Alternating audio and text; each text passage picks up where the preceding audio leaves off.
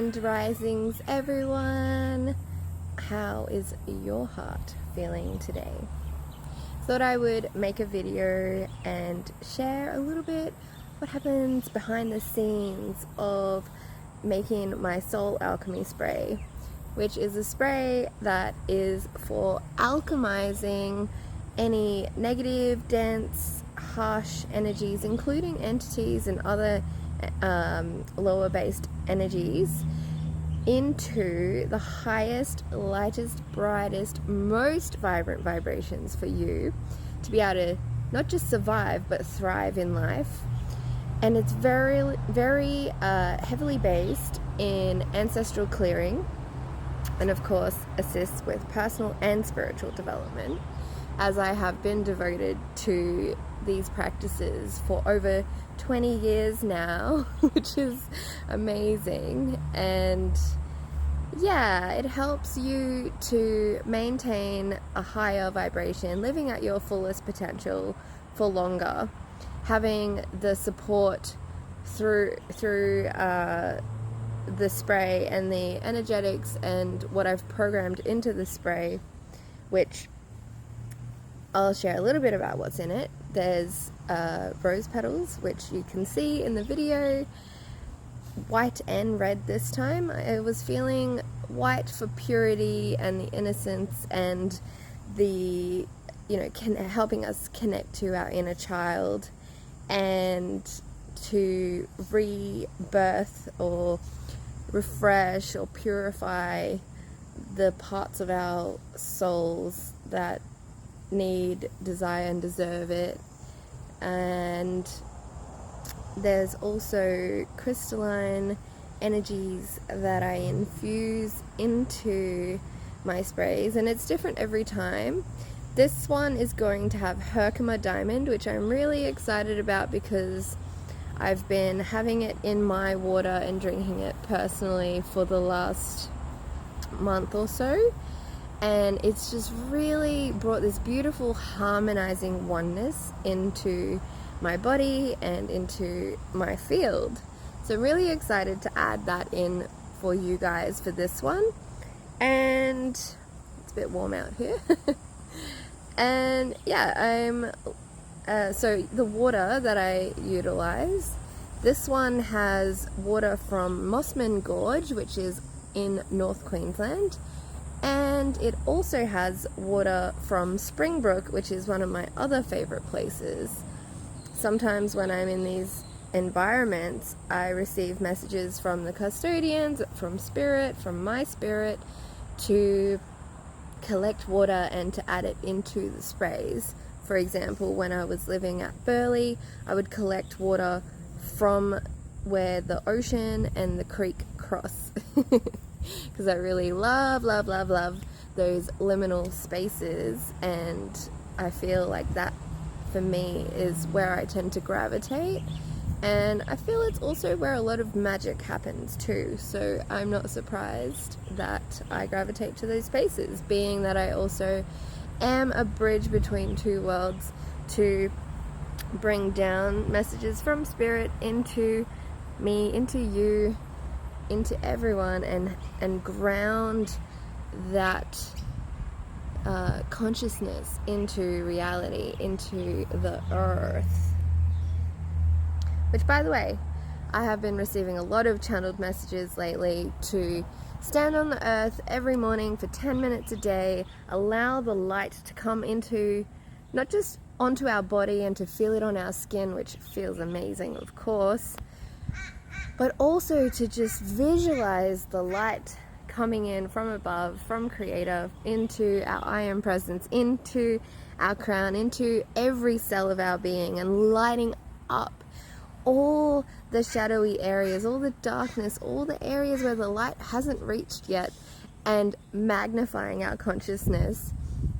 to live at our fullest and highest vibration every day, to assist with the Ascension symptoms and to assist with the energy upgrades that we are receiving even faster these days than I have seen in the last 10 years, which is wild, don't you think? If you want to share anything about anything that I've shared, please feel free, because I really love connecting with people, and I will make time to sit down and respond to your messages. I also would like to reach a wider range of people worldwide, not just in Australia. So if you like this video, if you resonate with it, if you know someone who resonates with it, please share it, and just let's all help each other, because small businesses matter too. And you know, my message is to just really, like I said, connect to spirit, connect to bringing down the messages from that, but like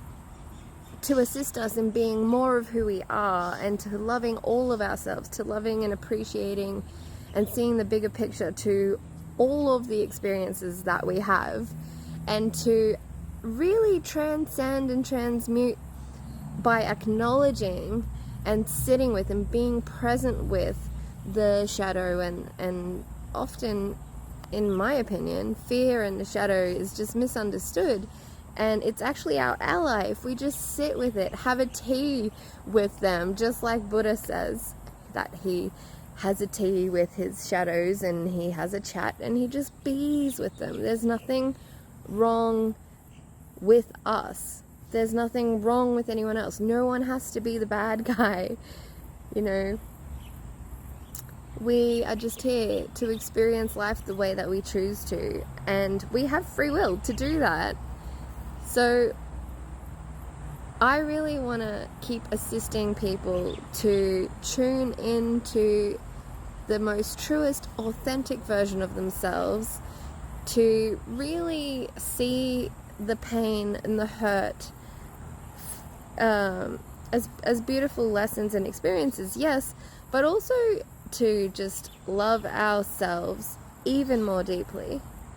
and to sit with that hurt, and to be vulnerable, learn how to be vulnerable and open and honest with ourselves, so that we can do that with other people. And that, to me, is incredibly significant, especially after Dad passed away. For me, it was, all I wanted was presence, and sometimes it was very difficult for me to be present, because I was grieving so hard, and I was going in and out of the grief loops,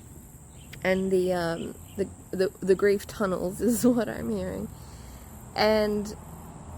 then when I wasn't in that space, I was going around the world looking at, you know, seeing who would catch my eye, at people who I crossed by, and, you know, having chats with people even more than I was already doing